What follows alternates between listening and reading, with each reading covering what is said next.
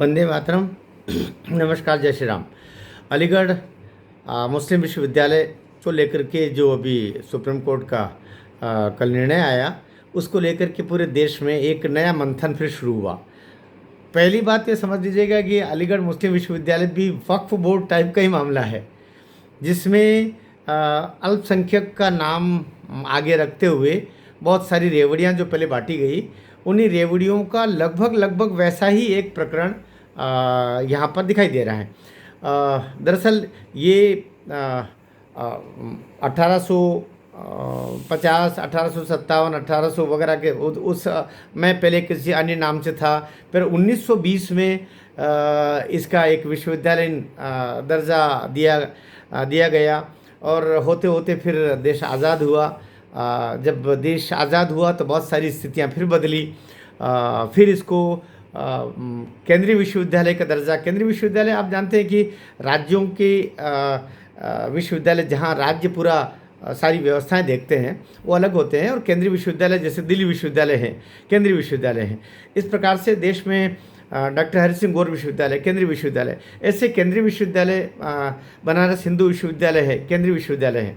अब बनारस हिंदू विश्वविद्यालय भी भले उसमें हिंदू शब्द है, लेकिन वो केंद्रीय विश्वविद्यालय है और वो वहाँ पर उसको कोई अलग से दर्जा नहीं है। ठीक उस तरीके से ये जो अलीगढ़ मुस्लिम विश्वविद्यालय, ये भी केंद्रीय विश्वविद्यालय के अंतर्गत उसको लिया गया। और सारी सुविधा, केंद्रीय विश्वविद्यालय मतलब फंडिंग से लेकर के सारी जो व्यवस्थाएं होती है वो सब केंद्र देखता है, केंद्र के अधीन सारा कुछ रहता है। यहाँ पर ये सब कुछ ठीक ही ठाक चल रहा था। केंद्रीय विश्वविद्यालय के तहत सारी सुविधाएं सब 1900 इसको एक विवाद के तहत 1967 में वो गए कि ये अल्पसंख्यकों का है। तो 1967 में एक सुप्रीम कोर्ट का ही 5 जजों की बेंच का एक निर्णय आया, जिसमें कहा गया कि नहीं, ये अल्पसंख्यक के जो आर्टिकल 30 के तहत जो छूट मिलती है उसके तहत ये नहीं आता है ये केंद्रीय विश्वविद्यालय, क्योंकि ये केंद्र के नियमावली के अधीन यह गठित किया गया है।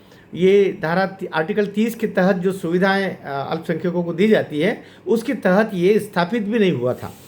तो इसको लेकर के और फिर इसको अल्पसंख्यक समाज का ये विश्वविद्यालय है, इसको लेकर के और सुप्रीम कोर्ट ने इसका वो अपील को खारिज कर दी थी और ये सामान्यतः चलता रहा, ये और आगे भी चलता रहा।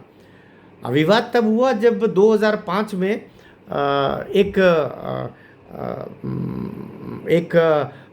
अलीगढ़ मुस्लिम विश्वविद्यालय ने अपने आप को अल्पसंख्यक धर्म का, अल्पसंख्यक समाज का विश्वविद्यालय घोषित करते हुए, खुद को बताते हुए, उन्होंने चिकित्सा में, मेडिकल में, पीजी में 50% सीटें केवल मुसलमानों के लिए, मुस्लिमों के लिए रिजर्व कर दी। बस विवाद यहाँ से शुरू हुआ 2005 में। तब कुछ हिंदू बच्चे अपने अधिकारों का उनको हनन होता हुआ दिखाई दिया, तो मुस्लिम विश्वविद्यालय, अलीगढ़ मुस्लिम विश्वविद्यालय के ही कुछ बच्चे जो पीजी में एडमिशन लेना चाहते थे, वे न्यायालय गए और न्यायालय में हाई कोर्ट के, पहले हाई कोर्ट में जाना रहेगा, हाई कोर्ट में गए। हाई कोर्ट ने उसको बरकरार रखा और उसको अल्पसंख्यक दर्जा देने का उस पर भी मना रहा और वो स्थिति फिर बनी। तो उस निर्णय के खिलाफ अलीगढ़ मुस्लिम विश्वविद्यालय के जो चला गया फिर, या उनका समाज के कुछ लोग जो थे वे चले गए सुप्रीम कोर्ट में, और सुप्रीम कोर्ट ने फिर 7 जजों की बेंच गठित की। 7 जजों की जो बेंच गठित हुई वो उसने अभी कल एक निर्णय दिया, जिसके तहत इसे अल्पसंख्यक दर्जा जो 1967 में 1967 में जिस पर स्टे लग गया था या जिसको मना कर दिया गया था, उसको उन्होंने फिर से बहाल कर दिया, अर्थात हाई कोर्ट के निर्णय को पलट दिया।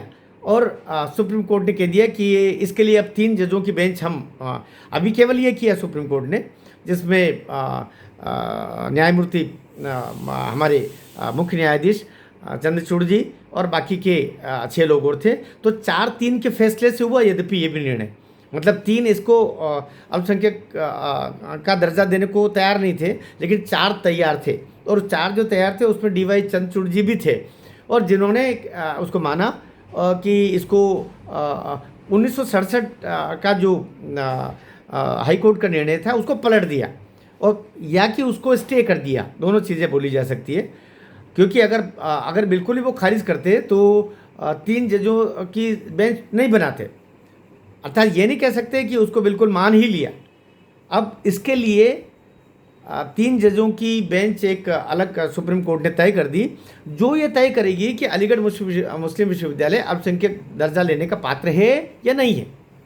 अब इस पर एक नया विवाद वापस लगना ही था कि जब बाकी जगह आपने नॉर्म्स तय कर दिए भाई उसके, और उन्होंने 2-3 चीज़ें उसमें बोली, ऐसी अजीबोगरीब बातें भी उन्होंने बोली कि जिसको लेकर के लगता है कि अब माननीय सुप्रीम कोर्ट के बारे के जज निर्णय के बारे में टिप्पणी नहीं कर सकते, लेकिन फिर भी कि उसके पीछे दिमाग किसका था, जो पहले 1867-68 के लगभग जो पहले ये किसी अन्य नाम से खुला था, 1920 में फिर इसका नाम बदल करके वो कर दिया गया, फिर आज़ादी के बाद में उसका ये कर दिया गया।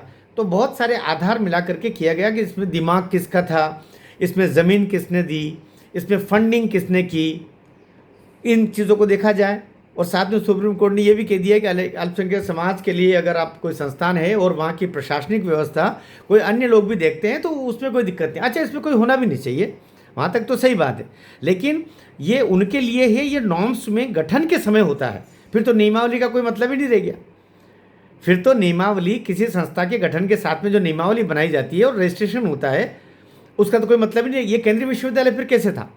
केंद्रीय विश्वविद्यालय होने का मतलब ही ये था कि केंद्र के अधीन, केंद्र की नियमावली के यूजीसी के नॉर्म्स के हिसाब से है, लेकिन उसको बदल करके और पूरा यूँ कह सकते हैं कि माननीय उच्चतम न्यायालय ने पूरा खिचड़ा कर दिया है। अब फिर से 3 जजेस की जो बेंच है वो निर्णय करेगी कि अलीगढ़ मुस्लिम विश्वविद्यालय है कि नहीं है।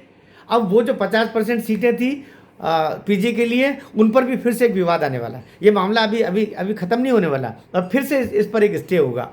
तो जो कुछ भी हो रहा है मुझे लगता है ये भी वक्फ बोर्ड के जैसा ही कोई मामला है, जहाँ अल्पसंख्यक होने का लाभ उठा करके और सरकार की भी और समाज की भी बहुत संपत्तियाँ होती है और पूंजी होती है, धन होता है, उसको हड़पने का एक बड़ा कारनामा आगे चल के इस पर सिद्ध होगा। भारत माता की जय।